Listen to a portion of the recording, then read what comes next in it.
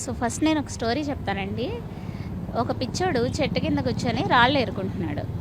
అక్కడ చుట్టూ ఉన్నవాళ్ళు వాడికేదో సాయం చేద్దామని చెప్పేసి వాళ్ళు కూడా తలా ఒక రాయి ఏరి ఇచ్చారు. ఆ పిచ్చోడు ఒక గుట్టలాగా పేర్చుకొని ఆ రాళ్ళన్నీ వాళ్ళందరి వైపు చూసి నవ్వాడు. కాసేపటికి ఆ రాళ్లతోనే వాళ్ళని కొట్టడం స్టార్ట్ చేశాడు. సో పిచ్చి వాళ్ళకి హెల్ప్ చేయకూడదు కదండి. అలాగే ఇప్పుడు జగన్మోహన్ రెడ్డి నవ్వులు చూసి మీరు ట్రాప్లో పడ్డారంటే, సో మన చెప్పు తీసి అతని చేతికి ఇచ్చి మనం కొట్టించుకోవడమేనండి. మన చేతులారా మనం మన రాష్ట్రాన్ని పాడు చేసుకోవడమే అవుతుంది. నేను కూడా ఒక స్టూడెంట్నేనండి. లాస్ట్ టైం నేను కూడా డిఎస్సి రాశాను. చాలా అంటే చాలా ట్రాన్స్పరెంట్గా జరిగిందండి. సో ఇప్పుడు ఇలాంటి అభ్యంతరాలు లేవనెత్తున్నారు కదా. నోటిఫికేషన్ జరిగినప్పుడు ఎందుకు చేయలేదు, ఎందుకు ఆరోపణలు చేయలేదు, ఎగ్జామ్ జరిగినప్పుడు ఎందుకు ఆరోపణలు చేయలేదు, ప్రైమరీ కీ విడుదల చేశారు కదా అప్పుడైనా చేయొచ్చు కదా, అప్పుడు ఎందుకు చేయలేదు, రిక్రూట్మెంట్ ప్రాసెస్ జరిగేటప్పుడు చేయొచ్చు కదా, అప్పుడు కూడా చేయలేదు. ఎందుకంటే ఇవన్నీ కేవలం కల్పితాలు.